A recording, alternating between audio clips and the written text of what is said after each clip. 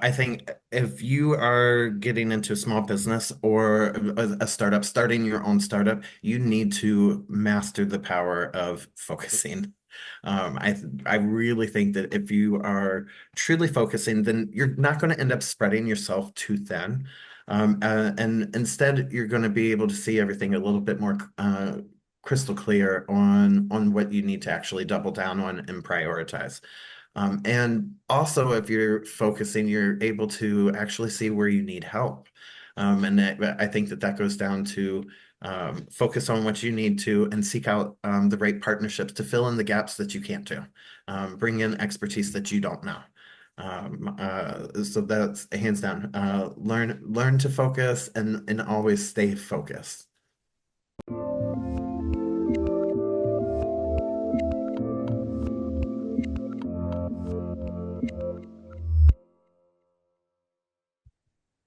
Hey everyone, this is Devin Miller here with another episode of the Inventive Journey. I'm your host, Devin Miller, the serial entrepreneur that's grown several startups into 7 and 8 figure businesses, as well as founder and CEO of Miller IP Law, where he helps startups and small businesses with their patents and trademarks.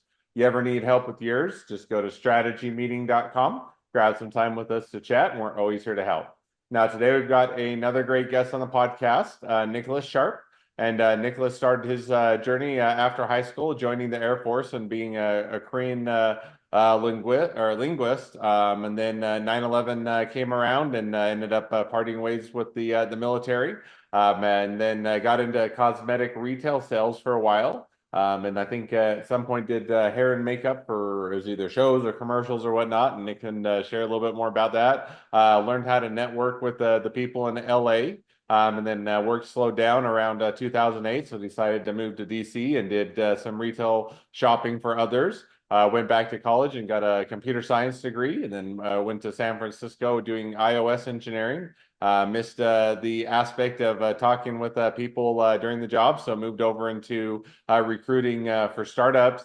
Helped business build some of their team, and also is currently working as in a global office or global company with offices around the world. So it's been a good journey. And with that much as introduction, welcome on the podcast, Nicholas. No, thank you so much for having me. I really appreciate it. It's great to be here. Absolutely. So well, I just gave kind of a quick run through to a much longer journey. So why don't we rewind and unpack a little bit and share a little bit about how your journey started coming out of high school and going and being a Korean linguist.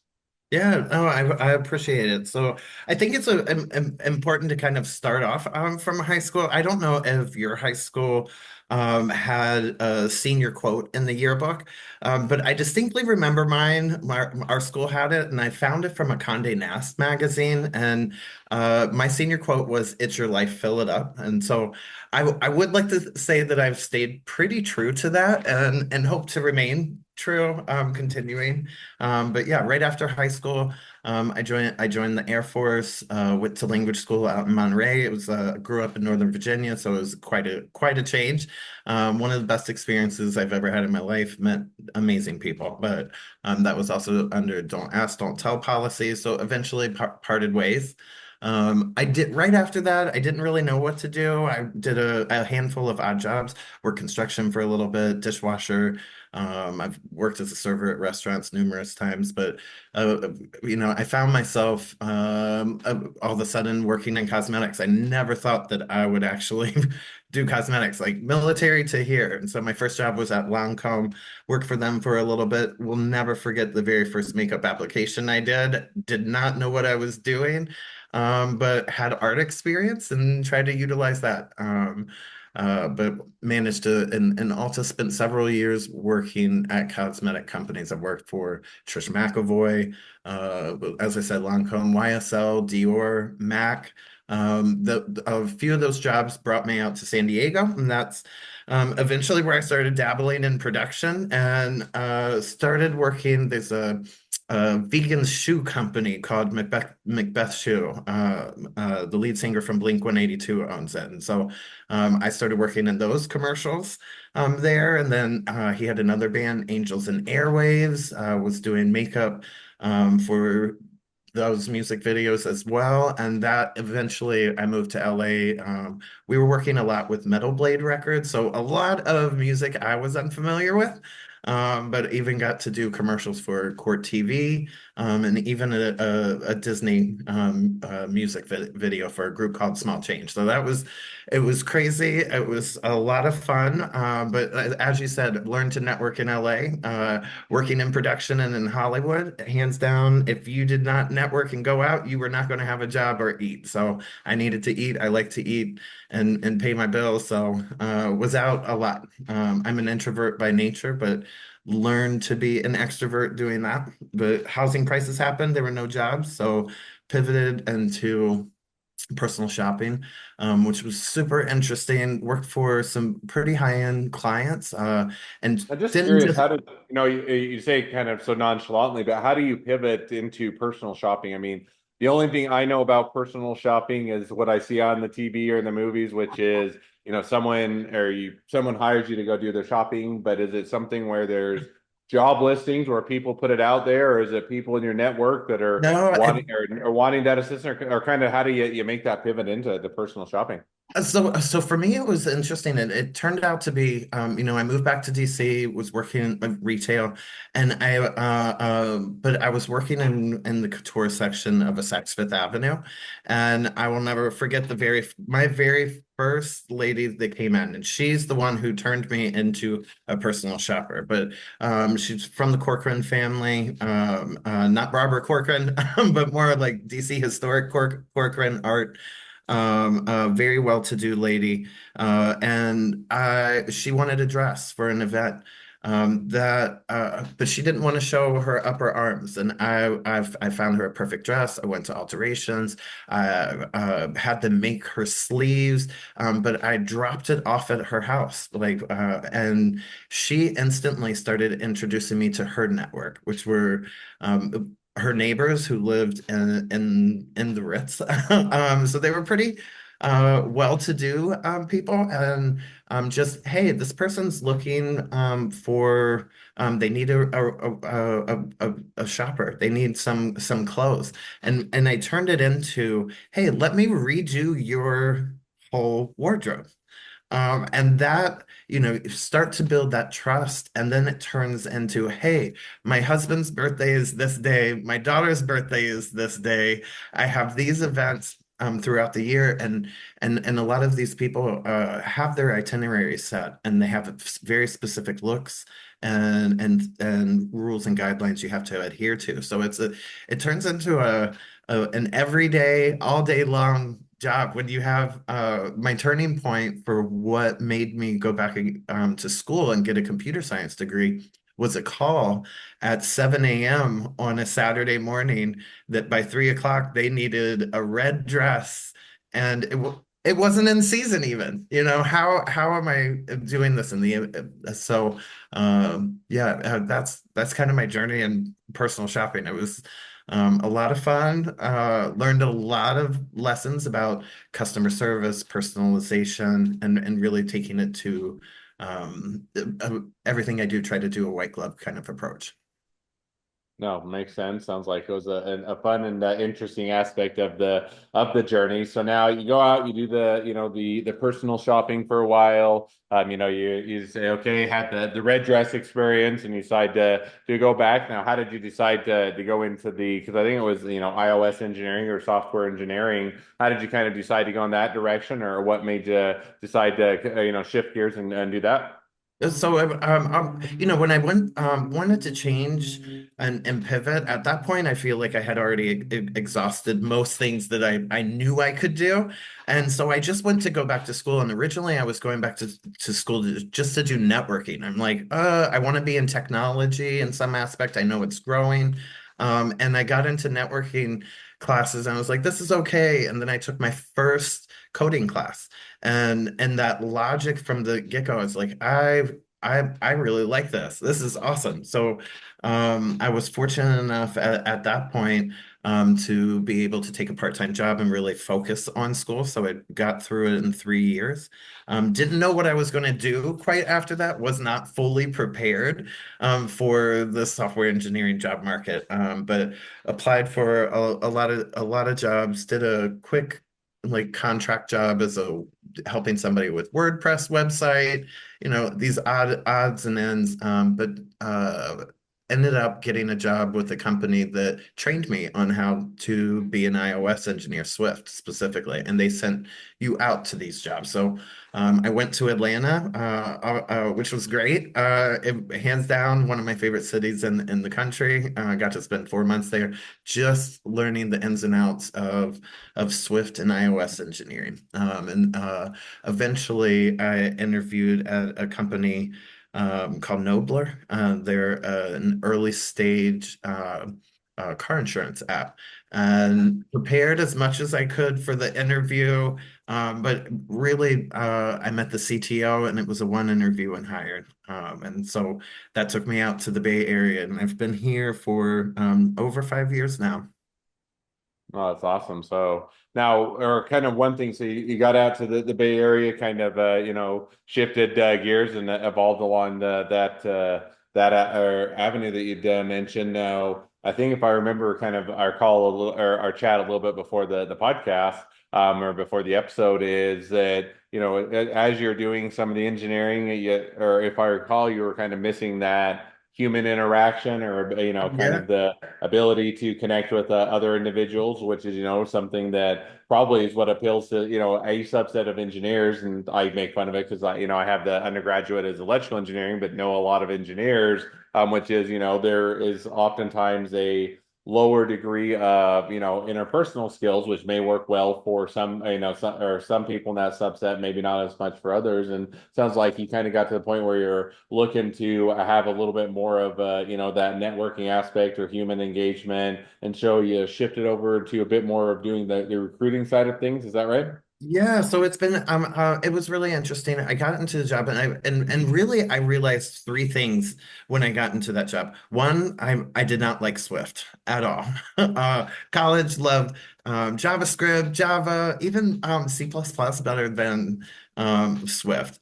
Second thing, I'm not that great of an engineer. And the third thing was even though I'm an introvert, I still love talking to people. I kind of goes back to that senior quote even. It's your life, fill it up. And I want to meet as many people as possible and learn as much as I can. And so I was fortunate enough to be able to pivot again and to recruiting. And I started as an intern. I said, you know what? And hardly any money. 3 month internship turned into a full-time job at a pretty small agency. And there I really kind of found my passion for talking to people, and I think with all of my previous jobs, even it goes back to being able to solve problems. And at that agency, I really had my hands in every single part of that business except for payroll and accounts payable. Uh, so I not only was I talking to people, recruiting people, I was helping these companies really understanding what their problems were, and being able to supply them with not just an accurate candidate, but the real people for the job. But also internally, I was redoing the training program. I was redoing the onboarding program, handling a lot of HR, creating employee engagement, building a marketing team, moving offices. As I said, had my hands in kind of everything, which is partially why I'm now working at a much larger company that's been super great. And IntelliPro, I feel like I have a lot more solutions to be able to provide to clients. And so our clients are also more on a global scale. So we're fortunate enough the past couple of years with the way policies are that there's a lot of companies that are trying to come to the US. And so I've been able to work with companies from Brazil, from all over Asia, all over Europe. And, even I did a little bit of consulting work before I came to IntelliPro with two two very small stage European companies. One, an AI company, Octoria out of Poland, and on their US entry marketing strategy, meeting investors and talent strategy, and then a Spanish AI services company on their talent strategy and go-to-market team for the US. So and Telepro's been is also we work in 160 countries now, and our team is also all over the world. So that's been kind of exciting and a big learning process for me is working on a global scale.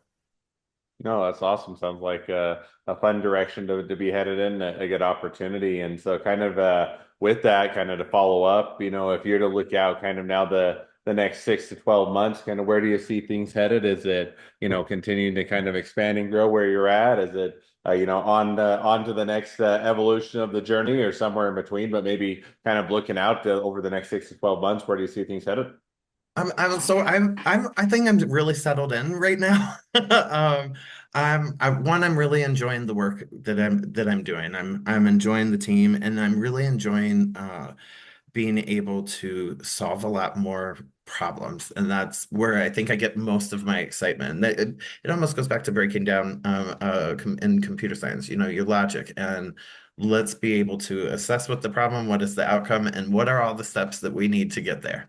And how can I help in doing that? And so I don't see myself necessarily changing in roles. I have also the past year been volunteering for a nonprofit called Out in Tech, helps LGBTQ plus members and allies who work in tech or want to work in tech connect. And so this past year, I've hosted and created 6 events, 4 networking events, a panel discussion, and a job fair. And so I'd like to continue on both of working on both with both of those networks going forward and then the next year. And I'd like to dive in a little bit deeper, you know. This past year has really shown me how many people I can actually affect, how many companies I can actually affect change on, and that's how I'd like to do it on a larger scale. Awesome. Well, definitely sounds like a fun direction to be headed it or to be headed in and or present some fun opportunities for you. So, well, with that, now that we've kind of reached the present day of the journey and even looking a bit to where things are headed, great time to transition to the 2 questions I always like to ask towards the end of each episode. So we're gonna to jump to those now. So the first question I'd like to ask is, along your journey, what was the worst business decision you ever made, and what'd you learn from it? Okay, so I'd like to put this into something a little bit different because I think that any mistake, there's been one thing that's been a common denominator in any mistake that I have kind of made, and that goes to not listening to my gut. And so what I would say that could be it could be the wrong hire. I definitely have rushed a hire because I needed the job to get done. But I didn't listen to my gut because maybe on paper they look good, but my gut didn't tell me so. I think when it comes down to it, I feel like my gut is almost like an internal GPS, and I end up lost when I don't listen to it. But at the same time, I don't want to just see everything that I do through rose-colored, glasses. So I think my biggest mistake, hands down, and it's been more than one time, not listening to my gut. Well, that one's always kind of has a trade-off, right? You listen to your gut too much, and sometimes your gut is wrong just because you may not have given it full consideration, and yet by the same token, oftentimes when you have that kind of that feeling in the gut, or the something that it keeps nagging at you, then it's one where if you don't listen to it, you'll oftentimes suffer the repercussions. So definitely kind of a great easy mistake to make and a great one to learn from. Second question now that I like to ask is, so now if you're talking to somebody that's just getting into a startup or a small business, what'd be the one rule of thumb that you'd recommend?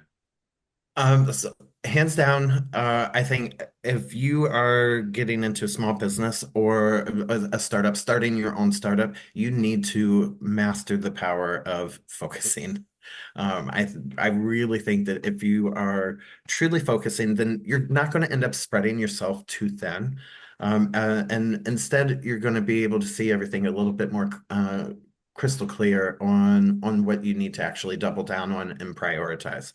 And also, if you're focusing, you're able to actually see where you need help. I think that that goes down to focus on what you need to and seek out the right partnerships to fill in the gaps that you can't do. Bring in expertise that you don't know. So that's hands down. Learn to focus and always stay focused. Awesome. Well, I think that's a great rule of thumb, a great one to keep in mind and to live by. So, well, with that, now as we are wrapping towards the end of the episode, if people want to reach out to you, they want to be a customer, they want to be a client, they want to be an employee, they want to be an investor, they want to be your next best friend, any or all of the above, what's the best way to reach out to you, contact you, find out more? So always LinkedIn. You can find me Nicholas Sharp. If there's a rainbow at the end of the name, then that's me. You can also search on IntelliPro and find me on the company profile. Feel free to send me a text, 202-999-2906, or shoot me an email. Professional is Nicholas, Nicholas dot sharp, SHARP, at intelliprogroup.com. Awesome. Well, I definitely encourage people to reach out, expand their network, support a great business, and if nothing else, make a new best friend. So, with that, thank you again, Nicholas, for coming on the podcast. It's been a fun, it's been a pleasure. Now, for all of you that are listeners are out there, if you have your own journey to share and you'd like to be a guest on the podcast, we'd love to have you. So just go to inventivejourney.com, apply to be on the show. Couple more things as listeners. Make sure to click share, subscribe, leave us a review. Helps us to reach even more startups and small businesses to help them along their journey to success.